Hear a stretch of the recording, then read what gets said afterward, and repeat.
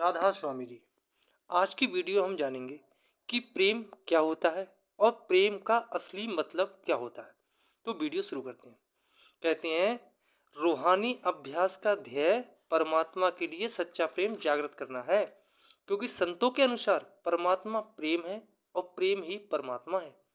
आत्मा और परमात्मा के मिलन का जिक्र करते हुए कबीर कहते हैं कि परमात्मा प्रेम का स्वरूप है। कहते हैं, सतलोक सब लोकपति सदा समीप प्रमाण और परम ज्योत से ज्योत मिले प्रेम स्वरूप समान। अर्थात सतलोक में कुल मालिक से मिलाप होने पर वह हमेशा आत्मा के साथ रहता है। आत्मा स्वयं ज्योति स्वरूप होकर उस परम ज्योति से मिल जाती है, उस प्रेम के स्वरूप प्रभु में समा जाती है। गुरु नानक देव जी भी कहते हैं कि वह परमात्मा सच है और उसका नाम अपार प्रेम है। साचा साहिब साच नाई वहाँ किया वाहू अपारो। आत्मा परमात्मा का अंश है। यह उस प्रेम के सागर की एक बूंद है और उससे बिछड़कर इस संसार में दुख झेल रही है। यह अपने मूल स्रोत में समाकर ही सुखी हो सकती है। हर पूजा और भक्ति का ध्येय प्रभु से मिलाप प्राप्त करना है। संत कहते हैं कि उसकी तलाश में लोग व्यर्थ बाहर भटक रहे हैं। उसके मिलाप की चाह रखने वाले को चाहिए कि अपने अंतर में जाकर प्रेम के उस अखूट भंडार को प्राप्त करे। कबीर कहते हैं कि वह प्रियतम अंतर में है। वह प्रेम का ऐसा प्याला है जो हमेशा भरा रहता है, परंतु कोई सच्चे गुरु का शिष्य ही उसकी परख जानता है और वही उसे पीकर मतवाला होता है। हृदय में महबूब है हरदम का प्याला और पिएगा कोई जौहरी गुरुमुख मतवाला। भक्ति की तीव्रता और प्रभु से मिलने की गहरी लगन ही प्रेम और प्रेम की वह शक्ति है जो मनुष्य को प्रेम का रूप बनाकर अपने में समा लेती है। जब प्रेमी प्रेम में अपने अस्तित्व को खो देता है तो वह प्रियतम का ही रूप बन जाता है। आज की वीडियो संत कबीर राधा स्वामी सत्संग व्यास की पुस्तक से ली जा रही है। सत्संग भाइयों से निवेदन है कि वीडियो अंत तक सुने और वीडियो अगर पसंद आई तो वीडियो को लाइक करें, चैनल को सब्सक्राइब करें और अधिक से अधिक शेयर करें। तो आइए वीडियो पाते हैं। दिन रात मैं उसकी तलाश में लगा रहा, उसे खोजते खोजते मेरी आंखें लाल हो गईं। इस प्रकार उसकी तलाश करते हुए जब मैंने उसे पा लिया तो उसने मुझे अपने में लीन कर लिया। यह ऐसा मिलाप है जिसमें फिर कभी कोई वियोग नहीं होता। जब बूंद समुद्र में समाकर समुद्र हो जाती है तब वह उससे अलग नहीं हो सकती। इसी विषय में कबीर आगे कहते हैं कि भक्त को इस प्रकार प्रभु में लीव लगानी चाहिए कि उसका ध्यान और कहीं ना जाए, तभी वह उस परम सत्य को पा सकेगा। जो भक्त प्रेम की ऐसी लीव लगा लेता है वह अल्लाह को पाकर उसके चरणों में समा जाता है। परमार्थ के सत्य को बोलचाल की भाषा में समझने के लिए संत संसार की वस्तुओं और संबंधों का उदाहरण देते हैं। संसार में सबसे गहरा प्रेम पति और पत्नी के बीच में माना जाता है। संत इस प्रेम का सहारा लेकर निर्मल रूहानी प्रेम को समझाने की कोशिश करते हैं।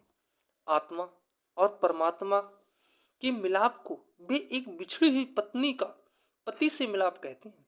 एक विशाल दृष्टिकोण से सब आत्माएं स्त्री हैं जो कि अहंकार और भ्रम के पर्दे की वजह से परमात्मा रूपी पति से मिलने में असमर्थ है।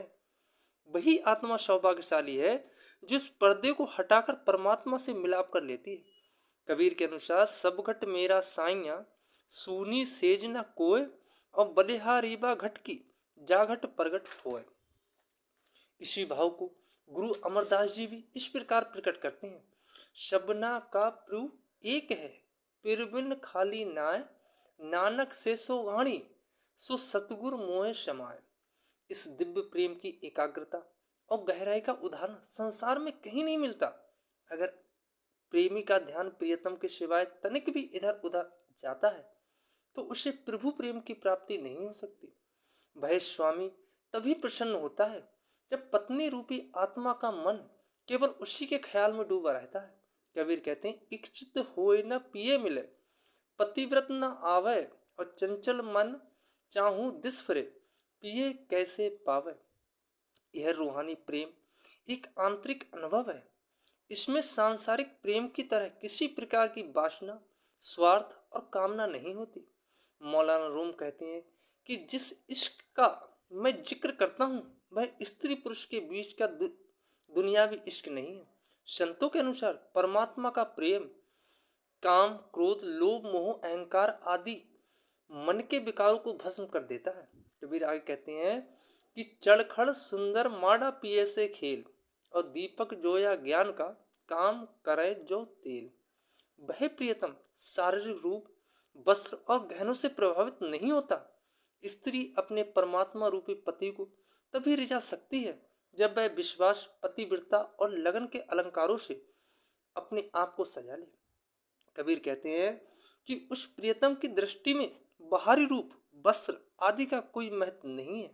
गहरा प्रेम और पतिव्रत ही स्त्री रूपी आत्मा का सबसे बड़ा सौंदर्य है। पत्नी और पति, आत्मा और परमात्मा दोनों शरीर रूपी घर में साथ रहते हैं। दोनों एक ही सेज पर हैं, परंतु हौमे या अहंकार की बाधा के कारण मिलाप नहीं हो पाता।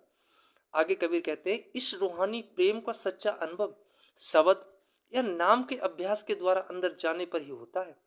प्रेम का मूल पूर्णतया अंतर में सदगुरु रूपी पति के मिलाप के द्वारा ही प्राप्त होता है। जब आत्मा नाम का अभ्यास करके अंदर जाकर नाम में समा जाती है तब वह अपने प्रियतम से मिलाप करती है। कबीर कहते हैं कि ऐसी प्रेमी आत्मा फिर अपने परमेश्वर रूपी पति से कभी दूर नहीं होती। सूरत समानी नाम में नाम किया प्रकाश और पतिव्रता पत को मिली पलक न छाड़े पास। प्रेम को इस अनुपम अवस्था को प्राप्त करने के लिए प्रेमी को चाहिए कि अपने स्वार्थ, अपने अहंकार, यहाँ तक कि अपने मन को बिल्कुल मिटा दे, तब उसे मिलाप का सच्चा सुख प्राप्त होगा। कबीर मन को मैदा करो, नाना कर पीस और तब सब पावे सुंदरी, ब्रह्म झलके शीस।